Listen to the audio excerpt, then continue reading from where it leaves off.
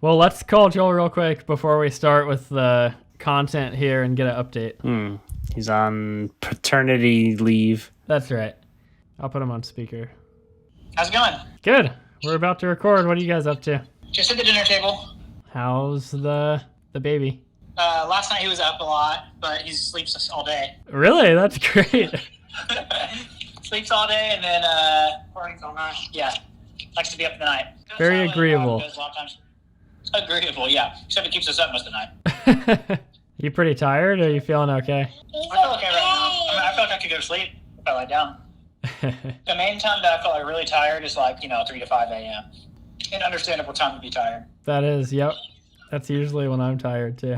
Yeah. Well, we'll record, but give you the week off. Hope he can sleep some. Yeah, maybe you can sleep some while we're recording. Talk to you guys later. Good night. Have a good night, bye. All right, bye. Standing in for Joel today, we have our cousin, Christian. Hello. Special guest. Special guest, yes.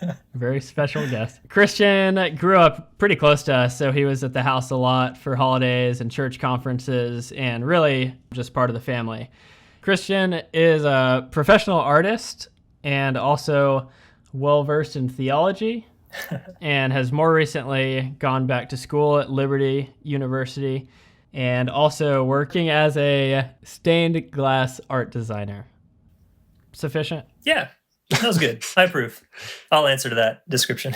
Excellent. So one of the reasons that I thought it'd be cool to talk to Christian is because, like I said, he's an artist, but he's also very interested in theology and the theory behind what he's doing, which is kind of similar to my reason for being in seminary. I haven't talked about that a lot, but a lot of my reasoning for starting seminary is how I feel like having a strong theological foundation will affect the art I create through film.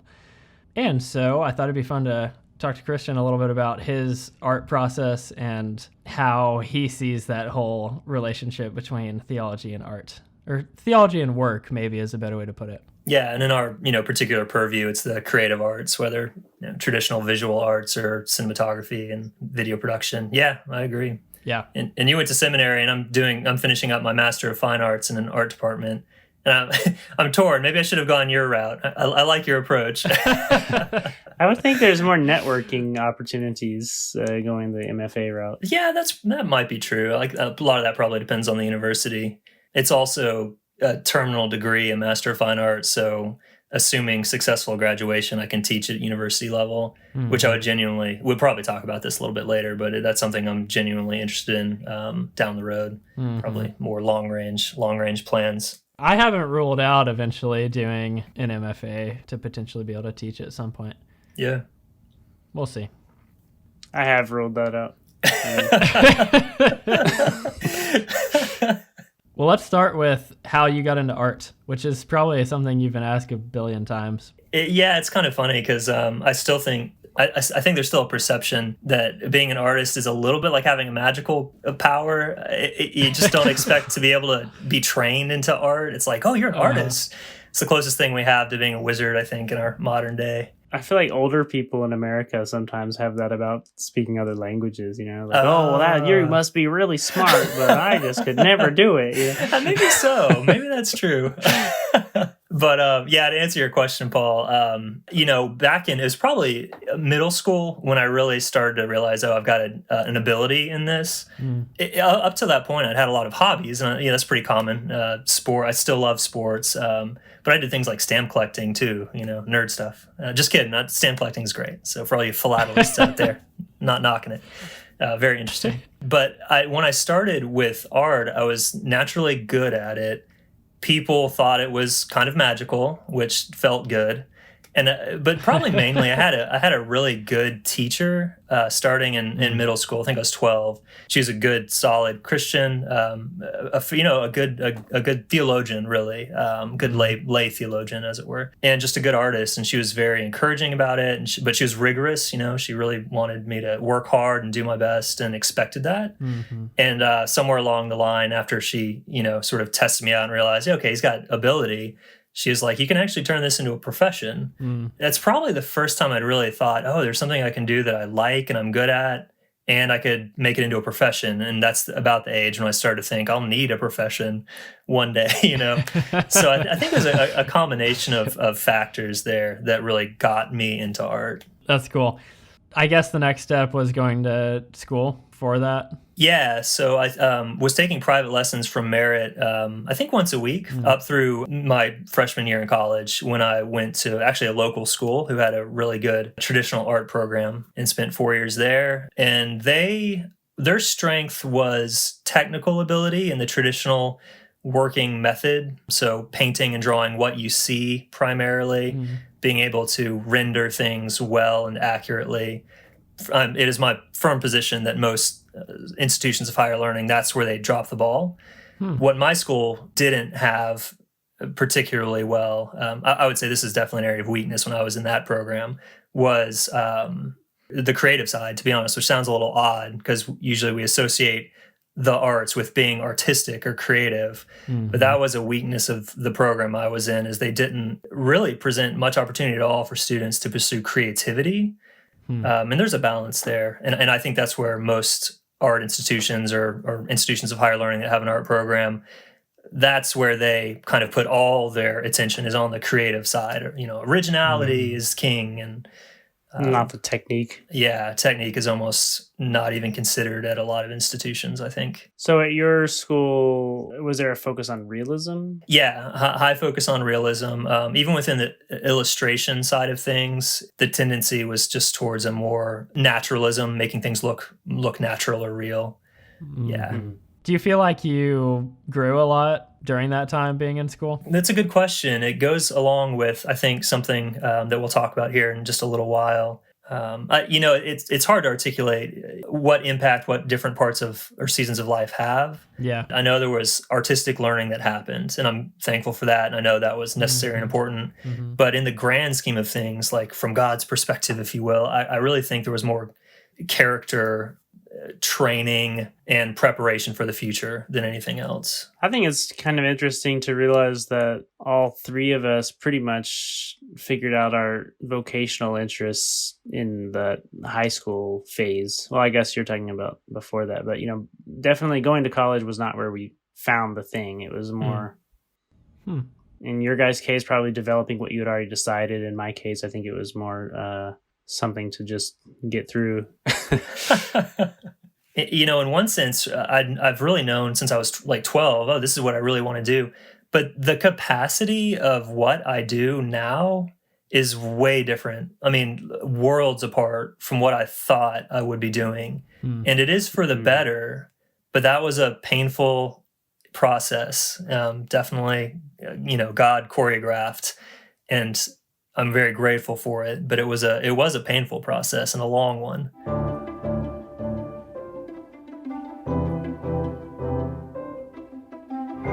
At this point, did you think much about theology behind what you were creating, or was it more just a task? I think task might have a kind of a negative connotation. Creative in the sense of creating an artifact, like creating something. But I didn't really think too deeply about what that meant. It was cool. Like I said, it had that magical quality. I liked it. I was good at it. But the why behind the creation I didn't think about it that deeply. That period of undergrad and then immediately after college was probably the period I was farthest away from the Lord in my life. Not probably, definitively. That was the huge factor of why I didn't consider that side of artistic creation more. Yeah. It was still what you'd call fine art for contemplation. Yeah. But I wasn't really thinking about that. I just thought of genre categories like landscapes, maritime landscapes. That was my primary genre when I was an independent fine art professional back in Florida. I like this subject matter. I like painting it. And this has a good sales percentage rate looking at the national sort of averages. Yeah, I definitely remember your disdain for people's more commercial suggestions of how you could. Oh, man. You know what you should do? You should start painting. Paint college football coaches. Yeah, that was an actual suggestion. I'm so glad you remember that. I still tell that story to people. I don't remember this. Yeah. Yeah, I there remember were him other once similar talking suggestions. about basically just people kind of being like coming up with suggestions of how you can more or less sell out, you know. Yep. Suggestions for selling out. So, Yeah. so we're getting more into like post college. So, what did that look like for you moving into more of a career? Rose-colored glasses. Even with the economic crash, I was wearing rose-colored glasses, and then reality started to set in after several years. When I would still get into some big shows, I would still make a big sale here and there, but it was not consistent enough to make a living. Really, kind of by a long shot.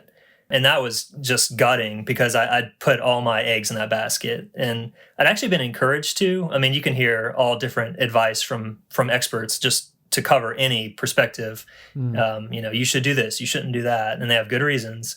So I took the advice of, go all in, commit to it fully, and just, work the side job until it starts to happen in that main area of career focus. And so that's the route I took. And I'm sure it's good advice. It's just God's clear purpose was for that not to work out the way I wanted it to. And that took 7 years of just wearing me down to give up that conception of what my life and my career should look like. Yeah, that's confusing because, I rember you very much feeling like you're pursuing what God has called you to do. Yeah, and it's just incredibly confusing, especially... Man, I have to phrase this carefully because my parents were good. My mom especially is just an amazing woman of God. But there were just big gaps in my spiritual formation from my childhood, kind of especially from my father, and especially in this area.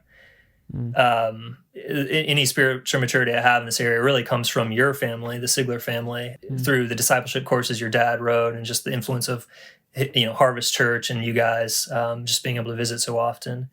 But it was just gutting to really know just deeply you're pursuing the career, the vocation that God has for you. So why isn't it paying the bills? Why isn't it putting food on the table? Like, if God promises to provide all our needs, not our wants, but our needs, like, how does that jive with I can't pay rent this month on my art? So that is an incredibly frustrating place to be. And I'm sure I'm not the only one that's been in that position. Some of you listeners out there might be in that spot now. So hopefully, as we continue through my career story here, there'll be some encouragement. When you say a weakness in that area, do you mean in terms of knowing God's will for your life? Or the answer to that segues into leading up to where my wife and I live now, and me being at Liberty and finishing up the Master of Fine Arts program there, and my job as a stained glass art designer. So, Daniel, just remind me to answer that question as we get to, this part of life. Yeah. I'll ask it again. Yeah, good. Keep it in like mind. it's the first time you've heard it. Let me wait for the train. Wow. I didn't realize you were that close to a train tracks. That was a loud one. We have a county highway 20 yards away from our house out front, so there are at least 4 vehicles that we know by their sound from half a mile away. They're so loud. No. Before we totally move on to Liberty and that next season, while you were doing art professionally, I was curious if there were any specific works you did that really stick out to you or had a big impact on you or very memorable. Yeah, it's the one that probably sticks out most is it's called a plein air painting, which literally means painted outside in the fresh air. And it was of 3 little ducks. I was part of a plein air competition in Alabama. And I painted this and, brought it home afterwards, and I had it on my wall at my studio. And I was at a church function not too long after I painted it, and some of the other, young adults, this is in my mid-20s, were sort of looking at my website. And this one girl specifically was drawn to that painting. She just loved it. She just was amazed, and she just loved all my work. And so I ended up selling it to her I gave her the friends and family discount, and then I ended up marrying her. So that was wow. that wasn't the painting is probably what just introduced us officially. Even though we went to the same church, we hadn't really talked a whole lot. I did not know this story. Wow. Yeah, I didn't see that coming at all. I didn't know if you guys had ever heard that story, so I wanted to play it casual.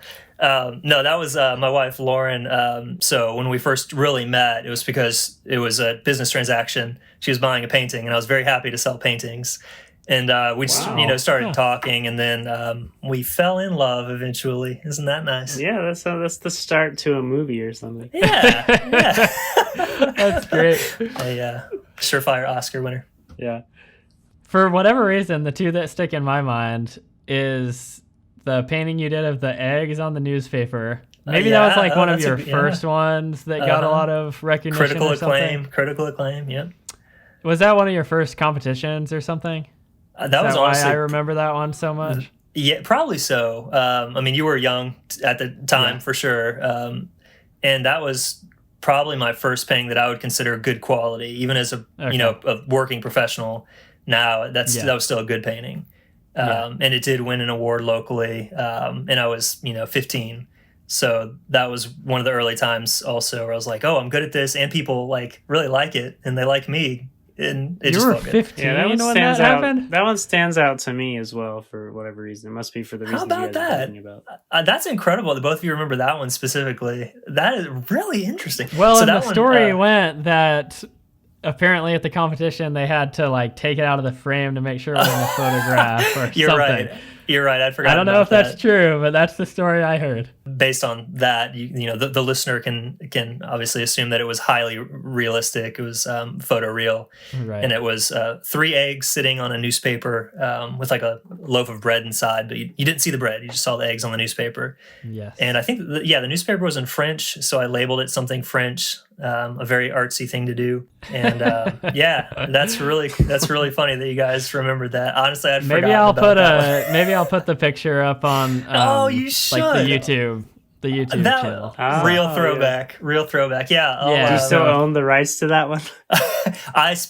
So in the early days of my career, like most, artists that are just training, I found the picture in a magazine because, photographers that get their work published in magazines are usually good at taking photos. Right. So I did write the magazine and ask permission to sell the painting or use it in some sort of marketing of my own, and they gave me express permission via email. So I'm sure it's digitally preserved forever, and I'm safe from copyright infringement. Excellent. So. One of my other ones of yours that stands out is probably on the other end of the spectrum. It was very much not. I don't think you ever were intending to sell it. It's not I don't know. I just thought it was cool, which is the 2 koi fish. Oh, yeah. Oh, good memory, you guys. Man, real throwback. I can't believe it. I still thought that was a great piece. It wasn't a painting. It was a project for a graphic design class. And there were some really specific parameters that are just hard to describe. But basically... Oh, I just remembered what you're talking about. Yeah, yes. Yeah. Okay. It was like a color wheel. It was, yeah. I can't even remember the full parameters of the assignment, but how I fulfilled it was there was. This is going to be so hard to visualize. It's so hard to verbalize. But if you want to see a picture, I'll put I can send go it to the YouTube channel, I guess, or I'll put it in the show notes or something. I do have to briefly describe. It's 2 koi fish sort of swimming in a circle, and a color wheel was present within their scales. And I still think that, it was a good compositional idea and everything. But that's surprising that's one you remember so well. Yeah, I remembered that it was rainbow colors. I did not remember until you brought that up that the assignment was to make a color wheel in a very unique, interesting way or something. Yeah, I think that was it. Mm-hmm. Yeah, very interesting. Well, and more impressive than those, I think, was Sonic and Knuckles that was hanging on my dresser for years. Now you still have those, right? I put a lot of time. I still have. I have preserved at least one of those. Are you serious? I may only be. Yeah, that is incredible. It's in my old bedroom over there. How about Alabama, that? So. Hopefully your mom hasn't gone through the drawers and cleaned house. No, that the one like bookshelf thing is pretty much like has been left to my It's a my little Daniel museum. shrine. Yeah, That's I hilarious. still have some Archie comics, and I've got the Hypersonic versus Super Knuckles comic. I've got the Archangels. Actually, Stuff like that. more seriously, the second one that really sticks out to me is the Jesus washing the feet painting, which I don't know what the title of that actually was. But Servant and Lord. Okay, cool. Yeah, that was a great one. Really sticks out. Yeah, that's actually been kind of a perennial favorite. And I think that is one of probably the few from, especially my college days, that had, well, I can't say one of the few. I tried to put some intellectual or, spiritual or philosophical content in my college pieces. But that one turned out well. And it personally, for me, that was a powerful theme. The humility of Christ in that sense of washing the disciples' feet. Again, those were the years I was starting to really walk away from the Lord in a lot of ways. So it didn't have the impact on me that, it does now, for example. That's really interesting. Yeah. That actually sold recently too. So that's finally in a private collection. Yeah, years later. So am I allowed to put a picture of it? Or not? Yeah. Oh yeah, for sure. Okay, great. Sales of original artwork only for the unique artifact. Okay. So cool. it's kind of like the non-fungible tokens, the NFTs. Anybody can view it, but only one person has the original. Gotcha. Nice. That's why you could go back and sell prints of it. Yeah. Yeah. Moving right along, unless you guys had anything else on that you wanted to say. No, let's move right along. Okay, moving right along. So then how did you kind of transition from that season into going back to school and where you are now? Yeah, and I think Daniel had a question maybe that related to this period. What was that question, Daniel? Yeah. What was that question? No, Daniel had asked. Wait. Just ask it again. Oh, Okay. Sorry. I got it. You got it? Okay. He's got this. He's a professional. Yeah, an emerging professional. That's right. Once those sponsorships roll in. So a while back, wait, no, that. Oh boy, there go the sponsorships. Oh boy, this close to Squarespace. All right, so you mentioned that you felt that there was, shall we call it, a gap in your spiritual formation, and I believe you used the term "in that way," and I wasn't completely clear on what you meant by that way. So one of the main gaps from my childhood was, and so my dad passed away in 2013. So as I describe this, I'll just say, a lot of respect for my dad in many ways. And everybody has areas of improvement. Everybody has strengths and weaknesses. So this is one of his weaknesses.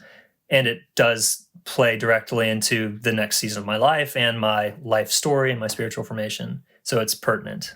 So he was a very intelligent guy in various parts of his professional or, his working years.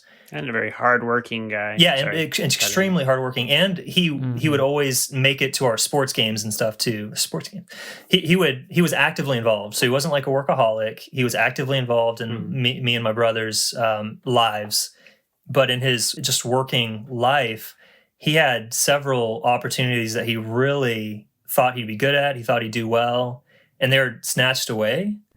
And he did not respond well to that. And he really developed a lot of bitterness about that against God and against a few people.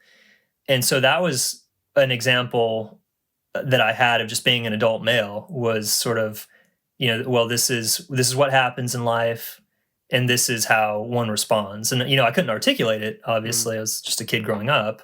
But that behavior and that modeling really started to become part of me. Is it kind of like the system is against you? It's rigged against you. The system, but even beyond that, I mean, God is against us. He's against me. Maybe our family has a curse associated with it, something like that.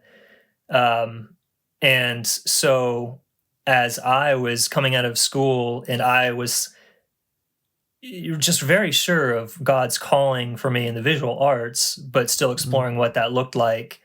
I did have ideas of what should be happening. I should be making painting sales. I should be able to put bread on the table and pay my bills, rent and insurance and all, like through my artwork. And that seemed a very reasonable expectation. And when that wasn't happening, I was responding the way my dad did, and getting angry at God and getting bitter, depression. There was, a lot of that. Pretty severe. I mean, there was a lot of demonic attack, and I was encouraging it by different behaviors in my life too. And that's one of the big ways, your dad's discipleship books and his, a huge part of his ministry and in his sermons is the life of the mind. What are we thinking about? What are we exposing ourselves to? And that finally got through. I mean, it took years, but it finally got through. And so after I started, God just got a hold of me in that way, and I started responding to that. He started slowly to change the desires of my heart and start guiding me towards, how he really wanted me to pursue the arts, the visual arts in my own life. And those aspects of my dad's modeling that were less than ideal, God had to break those. And that really was a painful and long process because for a lot of reasons, but we're in first person. It's hard to see in us in third person. We develop these ways of responding to life, these ways of thinking, these ways of acting. And a lot of times we don't consider why we do it that way. We don't contemplate, we don't view ourselves in the third person. So as I was well out of school and I was trying to establish a career as an oil painter, I came to and again, things were not successful. I was always working a second job. And so I'd work, all day Saturday, nights and weekends, basically. And I was tired and I was frustrated and I was angry. But then God started to really speak to me. What are you pursuing and why? You know that you should find your total meaning, your total validation, all your joy in God. Now, he uses various means to fulfill that, but that is what you should be striving for. And you do have bread on the table and you do have a roof over your head. It's far less than ideal. I mean, after my dad passed away, I moved back in with my mom. So I was, 26 and living with my mother. Who wants to be that guy? If you're, you have aspirations and dreams and hopes and you're working hard, that's just a real blot against your manliness. I was less than a man, but God really got a hold of me. Thank God. And so I started to come around to that idea. And that led to me just taking different approaches to just putting bread on the table and being okay with it. Like I started to do more private lessons. And there's some elderly ladies in the art community there in Florida where I'm from. They're just wonderful people, and they needed private instruction. And I hadn't really been open to that because I wanted to be a painter. I wanted to paint paintings and that people would buy. It was definitely a step of humility for me because it seemed like a step down at that time to teach and just teach, these lovely people, but that didn't have the sort of prestige, and it wasn't my idea. That wasn't my vision.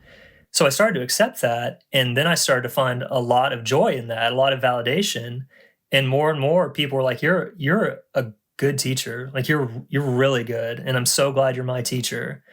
And that, as I began to get my spiritual journey back on track, I was drawing close to the Lord, spending time with Him and His Word and prayer, abstaining from a lot of bad habits and activities that I've been engaged with, and then I started teaching Sunday school occasionally. What was the catalyst there for engaging more your spiritual life? Yeah, and I was actually just about to say, so, I mean, your dad was a big part of that, just in his idea of, life of the mind, you're thinking about spiritual disciplines.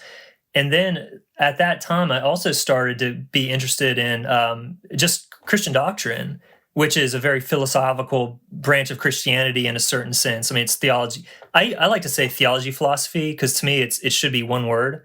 I think the Germans sort of smash things together to make multiple words into one word, and then it's great. And I wish we could do that in English. So hyphenate it, theology philosophy. How about theophilosophy? Yeah, I mean that's shorter to say, but it's. I thought that was a home run. All right. But as I started to try to like understand, I claim I'm a Christian. Why is that? Am I actually a Christian? Am I behaving like a Christian? Am I doing what Christians ought to do? It led to the study of doctrine, which led to the study of theology and philosophy. And so although, especially at that point, this is my late 20s now, I wasn't formally trained. I haven't taken theology or philosophy classes in college or even, post-grad. I read extensively, like all of John Wesley's sermons. I'm working through Philosophical Foundations for a Christian Worldview right now by J.P. Moreland and William Lane Craig. Early church fathers, medieval scholars and philosophers like Bernard of Clairvaux, and all that. I love it. So as I was open to God's leading me in a way that I hadn't considered, like teaching and being humble in that sense, for me, he led me to these other things. And they were not only good for my life, my spiritual life and my walk with the Lord, but they began to directly affect my career. And he began leading me in my profession in a way that's extremely validating. And this is definitively far more what I want to be doing rather than just painting oil paintings. That thing, though, about having a little bit too rigorous of an idea of like what's your goal and what's an acceptable modicum of success. Yeah. And then having to sort of humble yourself and step into something else is super relatable for me, though, because after the disaster relief job dried up and I knew I wanted to stay in Japan, and even before that, like trying to get to Japan after college, I always had this real bias against, I don't want to teach. That's, anyone can do that. You don't have to know the language to teach English. And so the disaster relief job was okay for that, was good for that. And I felt like, I was more stepping the way I wanted. But then because of wanting to stay and specifically trying to stay in that same area where there weren't a lot of other options for, dealing with visas and all that stuff, and eventually having to kind of, in my mind, humble myself and teach English. But that ended up being a really important step and definitely set the trajectory of my life till now. Yeah. And I would tell this to students at LU too.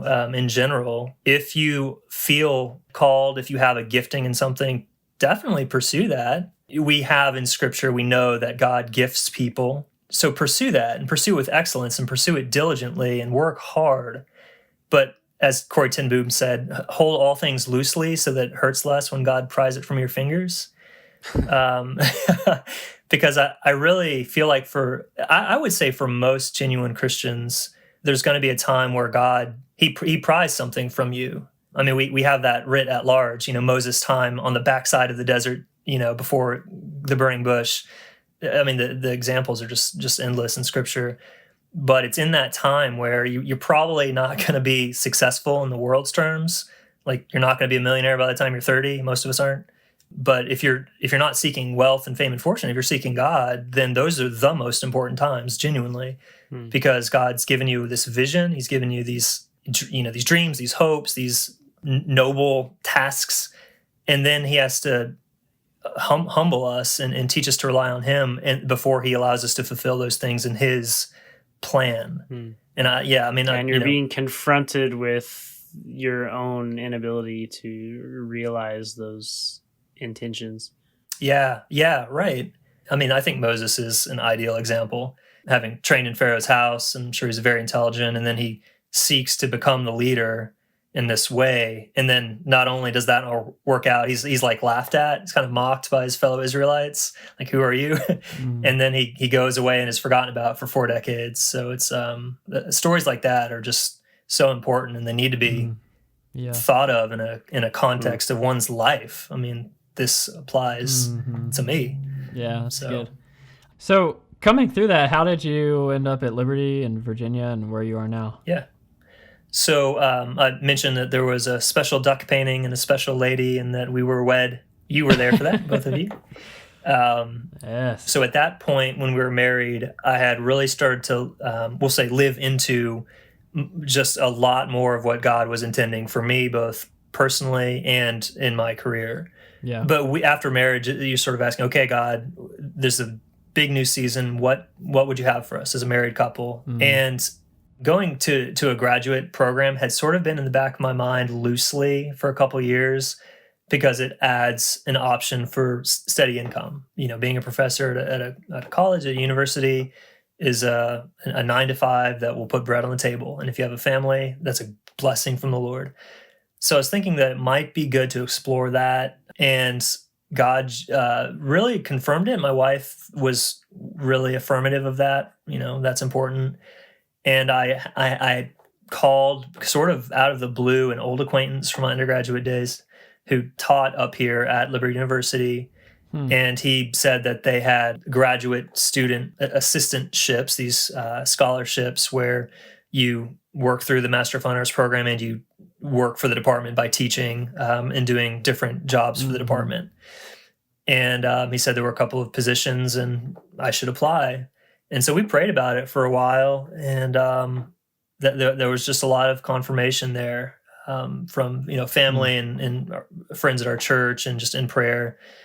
And also, I'd mentioned with me studying more about Christian doctrine and the Christian life and how is one a Christian truly, I'd started teaching once a month at the young adults group that we were with at the church we were going to, and more confirmation that I was a good teacher. I explained things well. People were really engaged with what I was presenting. And so all those things were just very clear that that's what God wanted us to do. So I made that call and I applied. I was accepted, and within a very short amount of time after deciding, hey, let's go this route, we packed up a U-Haul and moved all our belongings to a state we'd never lived in before. And I had never lived outside of Northwest Florida. So within a year, I was married, turned 30, changed, locations for the first time in my life, changed jobs in a big way, because now it wasn't just painting on my own in a studio. I was at the behest of the university I was working for. Yeah, it's a lot of change. Yeah. Genuinely, the only reason I was able to kind of go through with it and then stick with it is because of the spiritual training that God had been doing for the last 6 or 7 years. That it was extremely stressful. Yeah. Physically, I was just beat down. Emotionally, mentally, I wasn't always the best at. I wasn't always the best to be around during some of those early years at the university. But by and large, I remembered that time of just being broken down by God and thinking, He knows what He's doing. I can trust Him. It is extremely hard right now, and I don't understand some of the things, why these things are so hard, why it has to be this way. But I remember that lesson that I learned. And so I'm going to stick this out, and I'm going to trust that God will, not destroy me, because it feels that way sometimes. You just feel like you're at the end of yourself, like emotionally and physically but spiritually, inwardly, we were renewed day by day. And that's the only thing that's gotten me through some of the times here in the midst of working and school and being a newlywed, all these things. So what's been your primary focus in Virginia the past 3 years? Yeah, so as I was taking, especially the art histories, I just really started to fall in love with historical art, but especially historical Christian art. I didn't really pay that much attention to art history as an undergrad because I just wanted to create art. And now I really regret that very dichotomous approach to learning in my undergraduate years, because I love art history. But within the 2,000 years of Christian history, and art starts really coming in about in the 300s to 400s AD, there's just so much great theological and philosophical concepts that come out in good Christian art. There's some that are more obvious than others. And in the early days, it was almost exclusively art within the church context, mosaics and basilicas, stained glass windows in the Middle Ages. But they weren't just to be decoration. They never were. They were meant to teach. They were meant to draw people to Christ, to teach them church history, to remind them of the apostles and their deeds, Christ and His works. And that was really a game changer for me, because I'd always been looking in my own professional career in Pensacola for that deeper significance. And again, there's nothing wrong with just creating beautiful pictures. Beauty is an attribute of the divine. I said that already. But I wanted there to be a deeper meaning beyond just beauty. I really wanted to actively call people and confront people. That's a kind of an aggressive term, but confront people with reality, because Christ is truth. And I wanted to do that through my work in a way that just beautiful artwork didn't quite accomplish. Mm-hmm. And I could never figure out how. And I also, again, I needed to pay the bills. So I was sticking with those genres that I knew would sell. Yeah. So as I'm taking these courses, I'm able to experiment a little bit and think a lot more, write papers, which I love doing. I love writing. And it all started to come together academically in a really profound way. For me, it was, again, a game changer. And then this starts to segue into the stained glass side of things, my current profession that I love. So are there any questions up to this point? No, I think that makes sense. So I know that now at this point, you're getting toward the end of your program and really focusing in on the Christian doctrine and the blend of that with art. So how did you get to that focus? And then what have you been learning from that? So the way the program is set up at Liberty for their Master of Fine Arts is you have to discern some problem, some issue, something that needs a solution. It's pretty open-ended. And then using visual means, it is a Master of Fine Arts program, after all. So using your artwork, how can you help bring a resolution to that problem? So I was listening to Defender's podcast, reading Chrysostom, and I was really just more and more just bummed out, to be honest, at how few people that claim to be Christians actually practice Christian doctrine really holistically, beyond just like, oh yeah, I believe in Jesus. So throughout the history of the church, there are just the creeds, the doctrines, and it used to be that you had to believe these, you had to affirm them, and you had to live them out to be considered a Christian, to be allowed into a church. And I was like, maybe this can be my thesis topic, is finding some way to bring the visual arts to encourage the learning, the retention, and the practice of Christian doctrine, because it's critically necessary. Yeah. So that was before I'd done any research, obviously. It's just very much like I looked out there at the landscape of Christianity and American culture and was like, oh, there is a problem here. Yeah, sure. It's just a personal observation. Yeah. And then around that same time, I took a class that, again, I would never have expected to take. It's called Arts and Crafts. And so I thought, we're probably going to be making things out of clay. There might be some clay. Yeah, that's not a great name. That's not a great course name. So sounds pretty juvenile. So I didn't know what to expect, but it's actually an overview of the arts and crafts movement, which was a visual arts and philosophical movement in the late 1800s. And I think it basically extended to the early 1900s. It started in England primarily, and it migrated to the United States. And there are a lot of very famous names associated with that. William Morris, A.W.N. Pugin. But that class introduced me to stained glass, because stained glass was a big part of the arts and crafts movement. And I saw some really excellent stained glass that had come from this movement. And I was like, well, that is a really interesting art form. I needed an internship as part of my requirements. And so I was literally just Googling stained glass. And one of the first results was Lynchburg Stained Glass, a studio in Lynchburg, Virginia. And I was like, okay, well, there are studios that make stained glass. Who'd have thunk it? So I clicked on the link. Who knew there was anywhere that did that, let alone in the town you're in? Yeah, that's the exact reaction I had. But they install all over the Eastern Seaboard and even a few international projects. So I was like, all right, I'm gonna drop in and see if I can do an internship there. And so I just walked in cold turkey. And the secretary was sort of taken aback. Walk into their office essentially, or is that's my office now. Is what I what I walked into completely unannounced. And the secretary said, "Hi, can we help you?" And I was like, "I want to work for you guys." And the next week or so, I talked to the owner, and he explained exactly what I needed for my education requirements. And he was very amenable. They're wonderful, wonderful people there, especially the owner. And so they worked it out so I could do my internship there. And then they gave me a few projects to work on. I started to kind of see this is one of those historical art forms that is incredibly beautiful. And it also is almost exclusively used until the modern times to engage with this very idea of what I want to do my thesis on.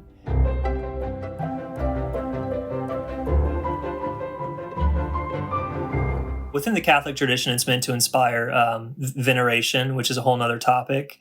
It's not idolatry, by the way. Let me just say, I say this a lot now. Why are you saying that a lot now? Who's coming to you and be like, oh, you make those glass idols? It's this thing called the Reformation. The main, leaders were Calvin and Luther. That's a simplification, and Calvin especially was like pretty vehemently anti-image. I think I also mentioned that. Graven image, right? Yeah. And stained glass was a big part of it. And it legitimately, within Catholicism at that time, there was a lot of idolatry, hands down. A stand needed to be taken. So when you see all these saints and the Virgin Mary and things like this in stained glass, I just have a feeling, maybe I mention it too much, but I just have the feeling, especially Protestants are sort of like, wait a second. Yeah, it's very interesting, even within Protestantism, how there's these different traditions. Because I would say, based on, I guess, our tradition, I would think the objections would be more along the like economic responsibility line, of like earthly palaces when that money could be going to help the poor, kind of like, Judas said, I guess. It's a pretty good person to quote. And you said our tradition, that's the Wesleyan tradition, right? The Methodist tradition. That's the thing. I'm not exactly sure, because Methodist often, it tends to be more high church, and they would have stained glass and all. I don't know how much it would have to do with theological purposes and how much would it have to do with, they do tend to be more like upper class, I guess. But at least our strain that we were involved in, more fiscally conservative. Sure. Yeah. I would actually say that's a better consideration or qualification, a caveat with stained glass. But Luther specifically did say that the Catholic Church was spending way too much money on art and making their churches beautiful. So I think that is a very good consideration. So stained glass very much dovetails with what I was really hoping to research and study and write this thesis document about. And I thought that would be a really great project for the actual artifact creation side of my thesis, because you have to write a document and you have to create artwork to put your document into practice, as it were. So I decided to make a few stained glass windows and not fully build them, because that takes a lot of materials, time, and it's beyond one person's capability and a couple semesters to actually create these things full scale. So I'm doing what I do for work every day. I'm designing these stained glass windows. I'm going to design 3 of them. And these could literally be handed off to a studio, and their team could assemble these windows from what I do. So there will be a large black and white full-size drawing called a cartoon. That's the official name of it. They aren't just things you find in the papers. Originally, they were either studies or in stained glass, full-size monochrome drawings that would then be used for the subsequent stage in the process. So it's like a preliminary step. So I'll be creating these, and they'll be completely accurate as far as size and the lead the lead strips that go in between the glass to keep it in. That's all plotted out and planned for. Colors and everything will be put onto a smaller version. I call those color cartoons. They're color studies or references for the glass cutters. Is this all being done digitally, or are you literally drawing stuff? Yes, to both. So, Okay. so I work digitally because within commercial arts, the digital platform has basically taken over everything because it is so much faster. You can work faster, you can save things, you can make changes. And pretty much the only art form I can think of commercially that hasn't apparently embraced digital art at all is stained glass. So I thought this would be a really good time to see how this works when I was first brought on board, basically in a freelance capacity for a little while with the studio. I said, well, let's try this digitally and see how it goes. And now that's what I do. Another one of our artists, he's been working with them for decades and decades, and he's all old school, and that's great. That works for him. I work all digitally, and it is great, and it is fast, and it is working extremely well for us. So after I finish these full-size cartoons, I'll have different layers. If any of you listening have worked in Photoshop or with digital art, you can sort of stack things on top of each other. For people who haven't worked digitally, maybe it's like sheets of tracing paper that you can lay on top of each other and see through them. Or like old transparencies for overhead projectors. Wow. Real throwback there. Real old school. People will be able to relate to one of those. Yeah. Try to cover It's funny because all the tracing angles. paper thing is like basically just like if you're old school. The transparencies thing is like if you're within a very specific window of time. That's a good point. At a church. Well, I guess at school too, but actually my inductive Bible study professor, Dr. Bauer, he insists that they put a transparency in every classroom he's teaching in. Really? Wow. Just in case the projector goes out, he'll be ready, and he's got his slide. Oh, so he doesn't use it, he just keeps it on the side? It's He just wants there, like an and analog- actually, we analog actually had backup. one class where the projector wasn't working, and he popped that out, and we were good to go with class How because he had his bad. projector. Huh. That is true. That there's some value to having the analog backups. If the projector goes out and the bulb on the overhead goes out, then you're back to a large sheet of paper. Yeah, Stuck to the wall. just cancel class at that point. That's funny. So I'm working digitally, and each layer is devoted to a specific aspect of the building process for stained glass windows. So one of them is just the lead came, and that's for the glass cutters so that they can put that down, put the glass over it, and cut the right shapes.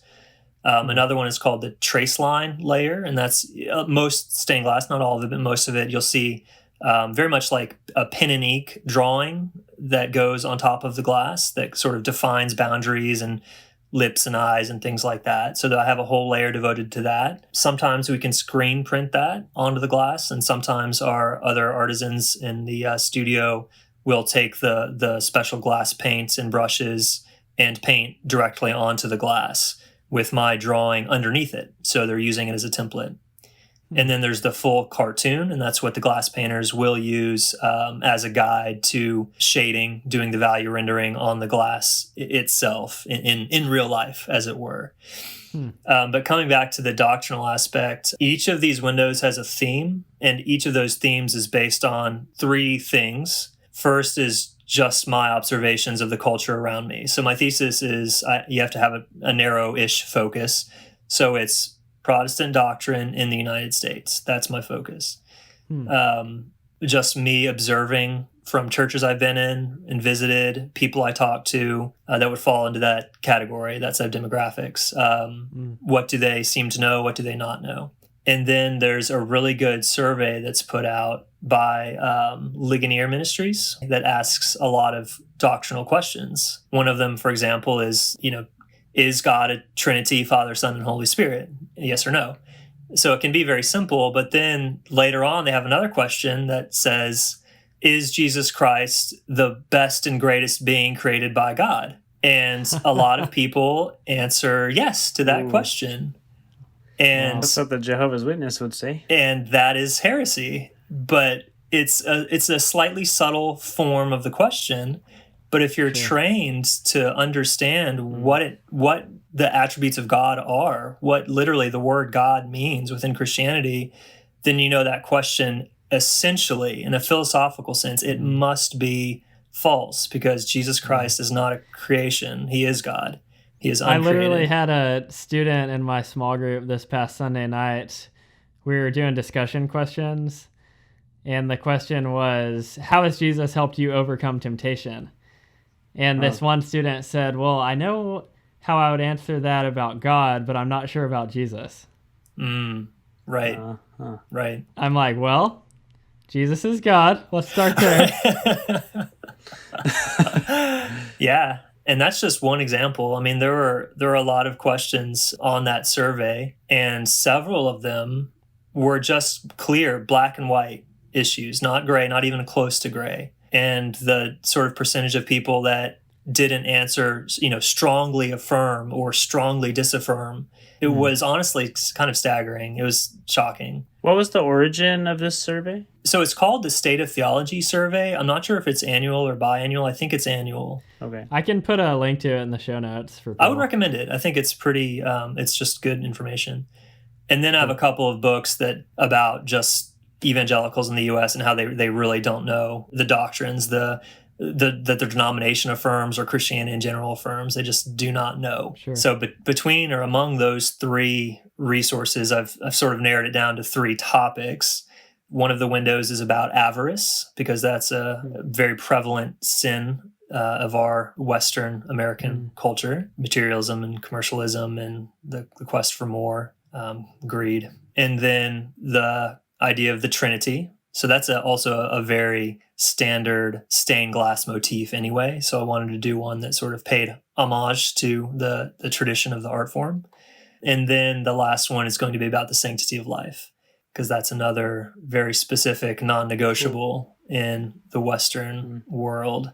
And it just 99% of the time is not controversial, should not be controversial. It is not a gray area. And abortion's the obvious one. So there is sort of a reference to the unborn in the window, but it is beyond that. It's the elderly. Every, race and nation, those elements will be present as well, because those are, I don't know if anybody's noticed, but hot button issues right now in the United States. And I also wanted, this is particular to my work, because there's sort of a delineation between art or visual imagery that's produced purely for learning, and then art that's produced, as I've mentioned a couple times already, for contemplation, that beauty aspect. And I'm passionate about both. So I'm trying to bridge that gap, which is, to me, it's a little more difficult than it might sound.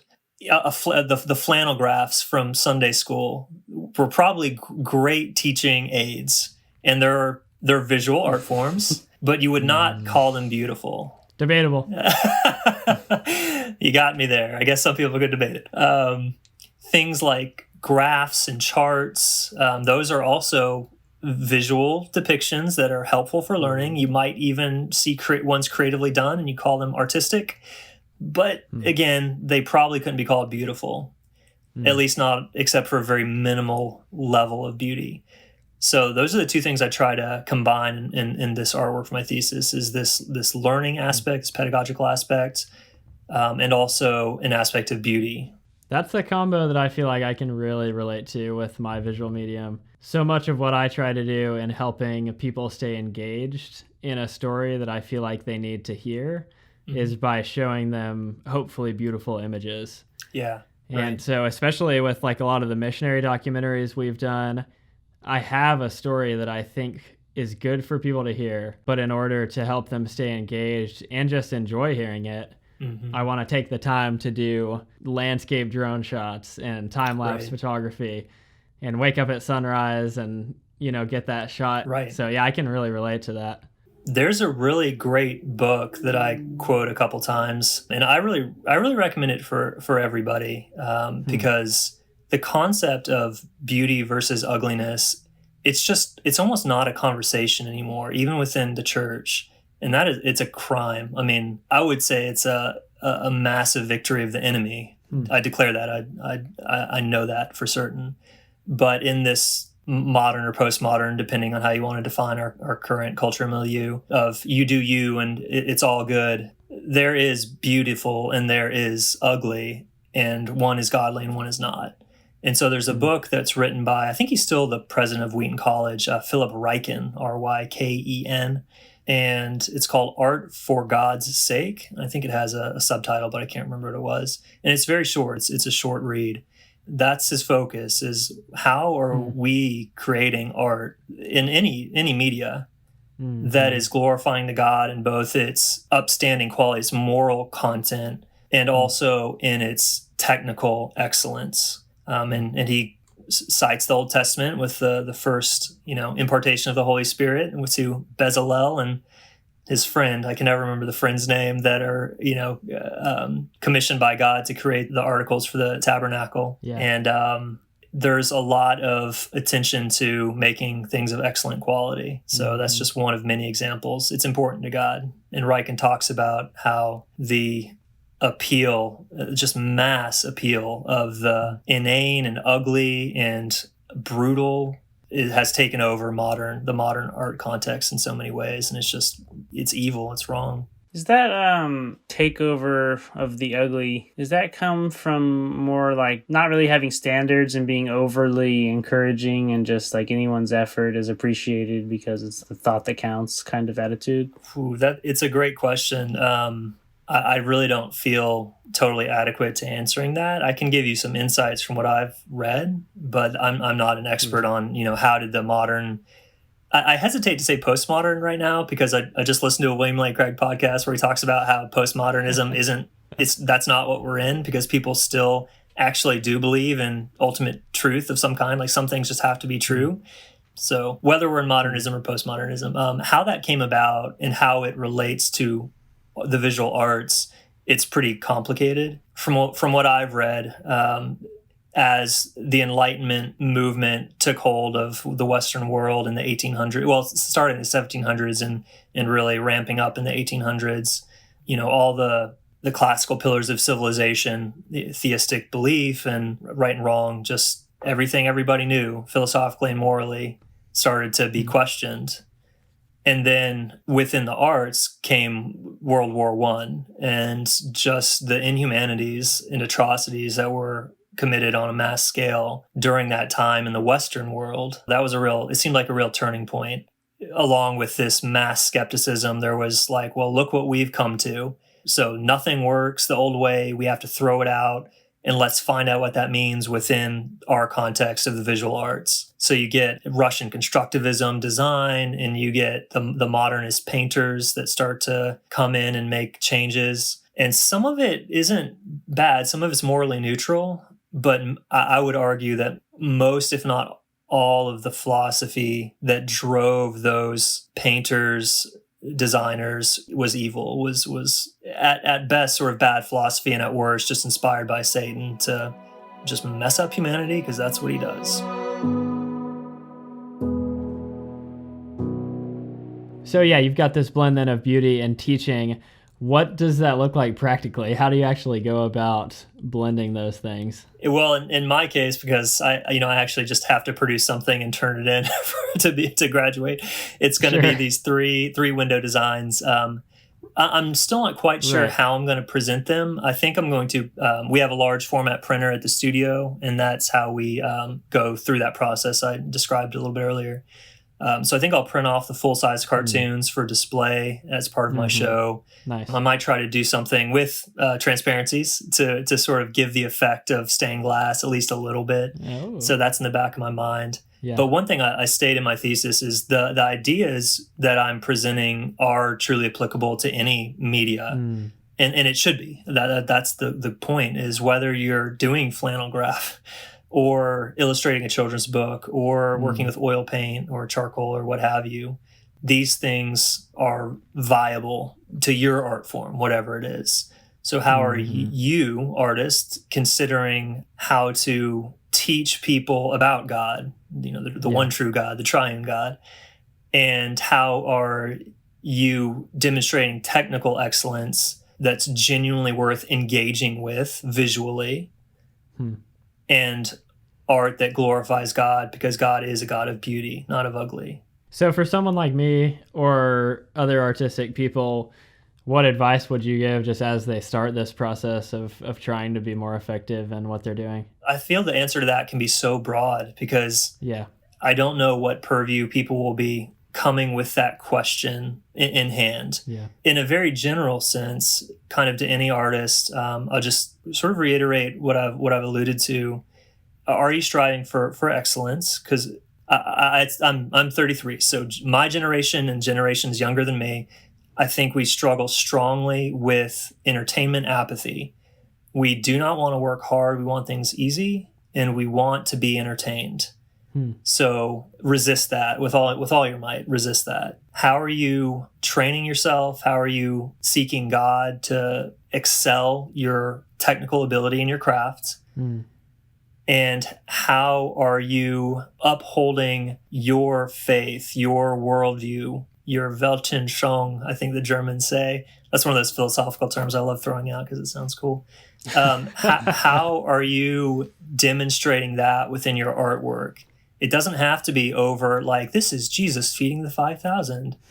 Usually it's not going to be. I mean, if you're working for a living as a commercial artist in any context, you have clients.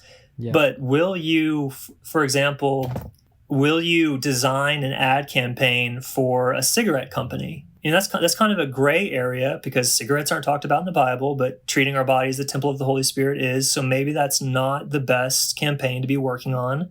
Maybe it would really uphold your Christian testimony well to say no to that commission or that client. So there's a million ways that mindset could present itself. But how is your affirmation of Christianity, of becoming like Christ, what does that look like in your context as a creative? Mm-hmm.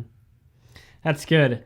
There has to be an aspect where you're feeding yourself things that are going to make you more like him, that are going to make you more holy, and then bringing that out in what you're creating. Yeah, it's that last statement, letting it come out in what you do. Mm-hmm. And again, there's just too much of a divide between our church or our spiritual life, so-called, and our real practical work life. This is something your dad talks about a lot. So yeah, definitely spiritual and Christian disciplines, feeding yourself, but then really being intentional about letting that work out in your work.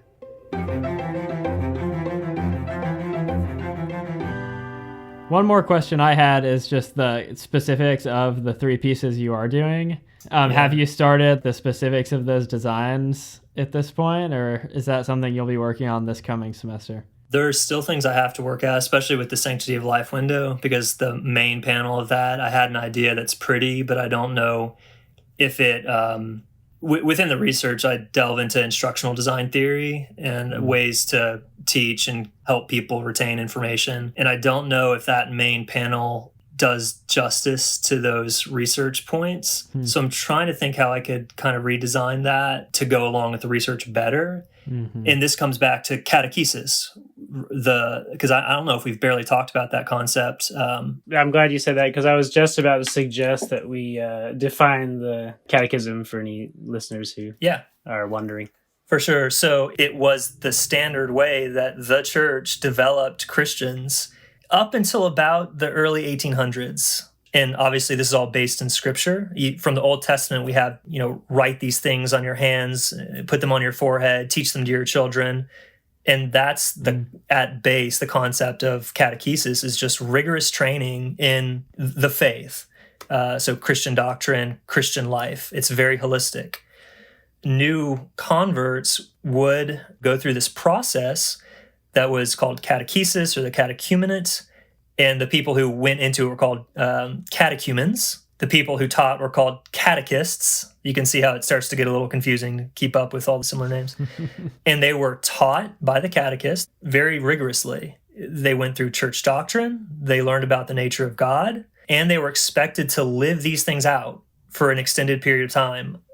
And they would not let people enter the church if there were clear and obvious unrepentant sins in their lives. If they didn't change because they were a Christian, then they weren't allowed to join the church because clearly this person did not mean it. And that is probably extremely controversial now. And I say it unapologetically because I've read strong appeals from some of the brightest theologians, philosophers, pastors, scholars, and they all say, we need to return to this.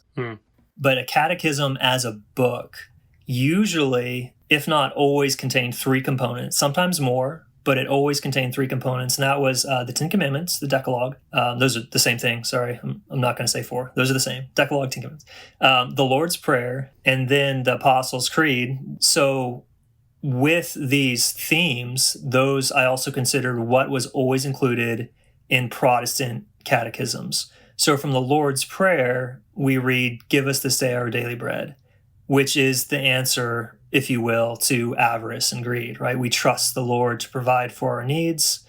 and he supplies from his, his generosity. With the sanctity of life, so that's from the Lord's Prayer. With the sanctity of life, that goes to the Decalogue, thou shalt not murder. So that covers another of those three. Yeah. And then the Apostles' Creed, we believe in God the Father, Almighty, creator of heaven and earth, and then it affirms the Son and the Holy Spirit.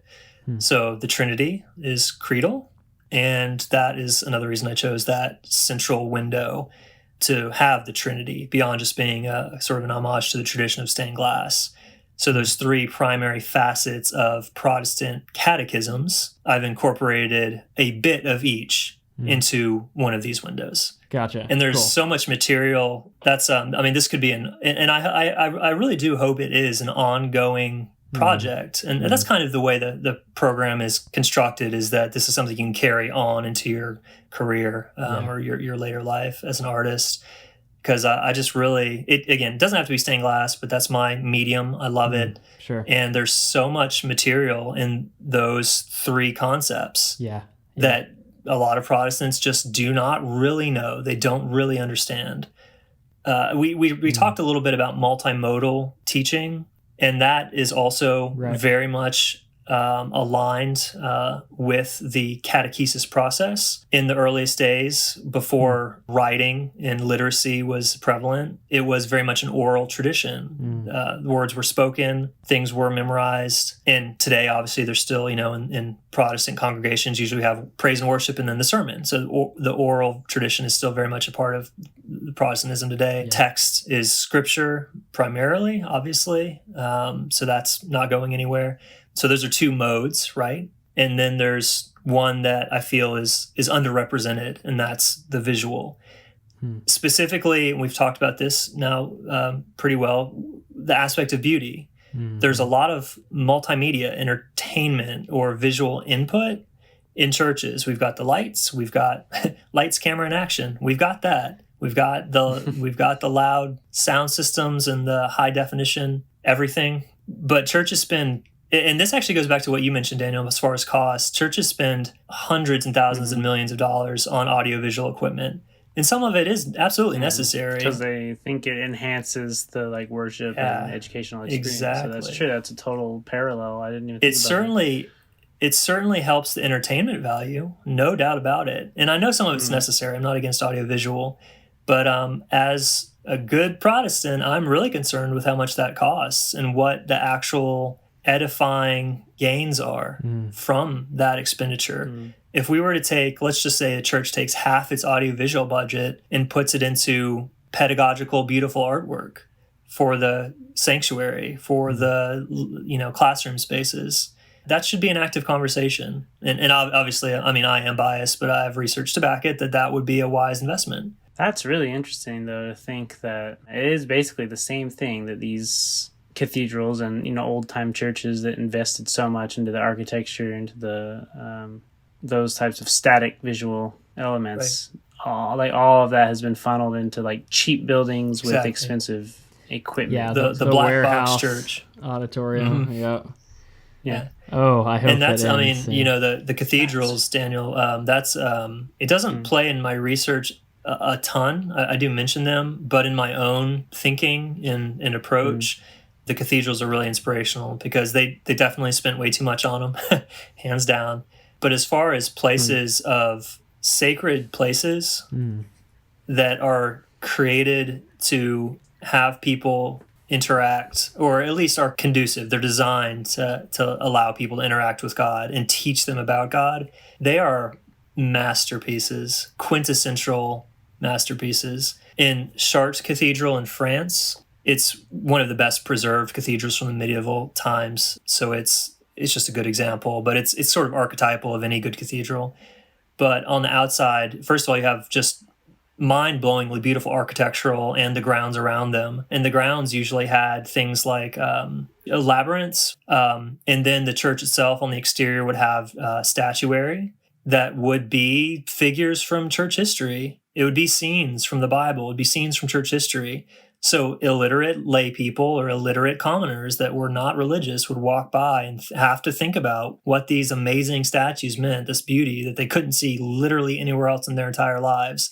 What does that mean? Why is that important? Why did somebody spend so much money to have that on their building? And then as you go inside, the word for what we would call the sanctuary area in Protestantism, the area where everybody sits, the kind of the main sitting area, that's called the nave. And it's from the Latin navis, which means ship, because there's a lot of wonderful writings about how the church is like the ark in the flood, where the believers board the ark, the church. They come into the church and they are saved from the chaos and floods of the world.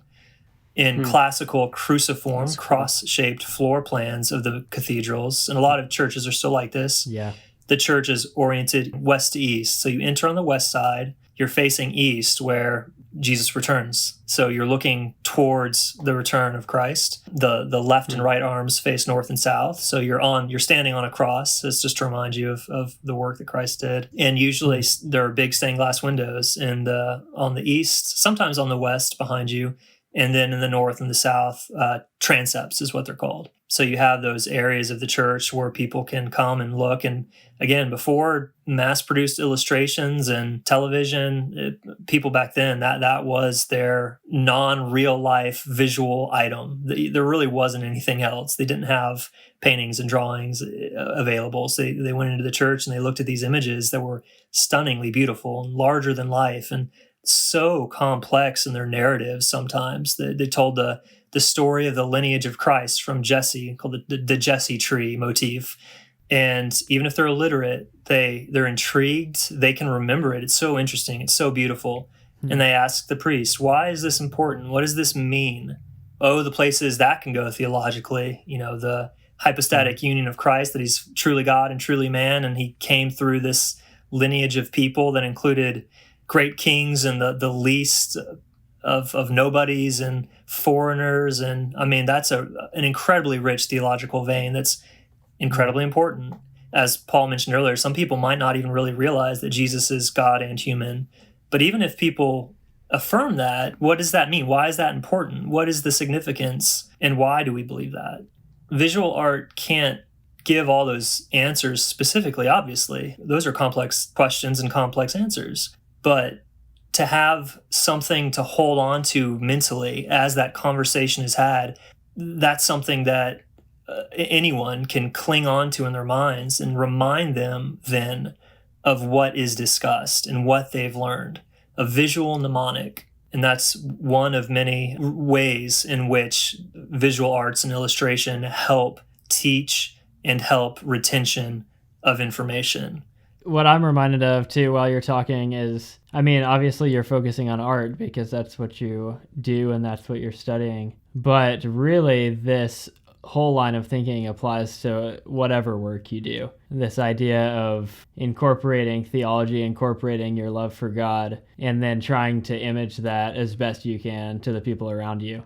Yeah, I couldn't agree more. I love that, God is infinite. And so however many billions, maybe trillions of people that are in heaven in eternity with the Lord, we're all together, how we each uniquely reflect his being, or, reflect his light. My purview, at least right now, is visual art. And I'm really grateful to have, been put in these circumstances where I get to study it in a way that's so meaningful and I see a real eternal value to it, and I'm trying to engage with that thoroughly. But it, like you just said, it however God has created you uniquely, in whatever facet you reflect his glory in a way that nobody else can, there's gonna be clear parallels to everything we've talked about, with excellence of workmanship, with teaching and learning and calling others to holiness and all those aspects. Yeah.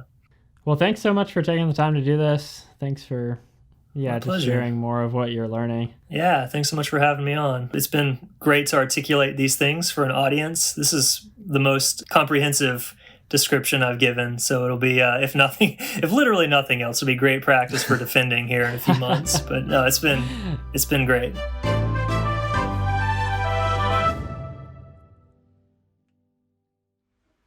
I should say something too, like goodbye.